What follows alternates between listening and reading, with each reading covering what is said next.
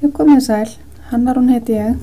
Mig langar að kynna fyrir ykkur Weebly bloggsíðu eða bloggkerfi. Ég byrjaði að skrá mig hérna inn og ég búin að útbúa svona pröfublogg til að geta sýnt ykkur eiginleika þessa kerfis.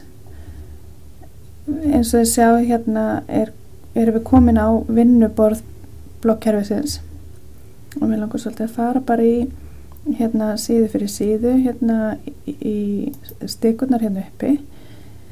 Hér hægt að velja vefslóðina að hérna síðunni og velja nafnið henni.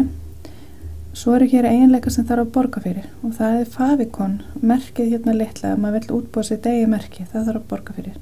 Eins líka ef maður vill hafa hana læsta síðuna sem ótvíræður kostur og ef maður vill hafa fúter.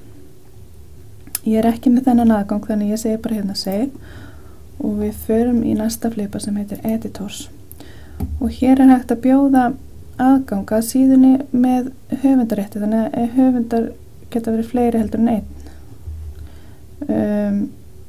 Það bara gert með því að senda nethöng á nethöng. Inn í pages hægt að bæta við síðum bara einfaldlega með því að smella hér á. Þá hérna hægt að bæta við bara skýra þetta eitthvað og þegar maður búin að hérna velja þetta, getur maður haft þetta svona og svo getur maður valið hvað fyrir efst, hvað fremst bara með því að færa þetta svona upp og niður. Ef maður vill hafa hérna forsíðuna heima eða bloggið efst, það sem opnast þegar maður hérna opnar síðuna þessi bloggi sem blasir við, þá það bara fært hér til. Eins líka ef maður vill hafa hérna bloggið og svo einhvers konar heimasíðu undir því, þá hérna hægt að færa þetta svona til. Þetta mjög einfalt. En það sem maður þarf bara að muna að segja save. En þá sjáum við hérna flipana hér uppi og hægt að fara hér á milli síðuna í þessu. Hér í design sjáum við að það margs konar útlit hægt að velja þannig að hver ætti að finna eitthvað við sitt hæfi.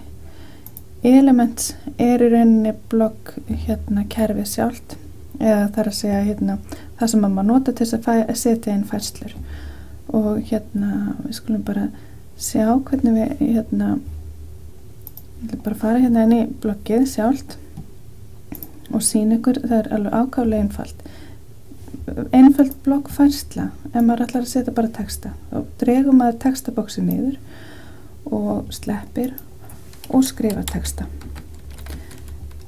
þegar maður búinn publish og þá færslan tilbúin. Ef maður ætlar að setja inn mynd þá þarf ég að segja new post því ég var búin að segja publish. Ef maður ætlar að setja nýja mynd þá setur maður hann hérna og klikkar á hana bara og þá getur maður náð í úr tölvunni.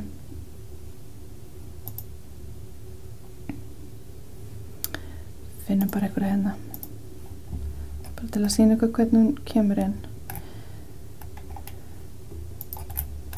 Og þeir sjáu að það hægt að leika sér svolítið með hana, það hægt að fara hérna í þetta rauð, að stækka hana pínlítið og það hægt að búa að gera hana link eða þessi tengli og það hægt að láta hana stækka líka.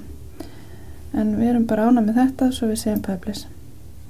Til þess að setja vídeó aftur á móti, þá langar maður eitthvað að sýna ykkur hérna inn í, ef maður fer hérna inn í more, hérna á vinstra vengnum, þá hér HTML kóði eða þar að segja flipi sem maður getur dregið hérna niður og ef maður svo með hérna YouTube browse eða langar að hérna nota eitthvað konar vídeó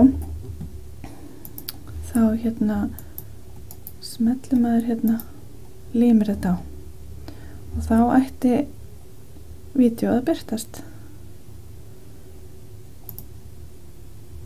og það kemur hér. Þetta svona helsta eiginleika bloggsins og ég þakka kærlega fyrir mig.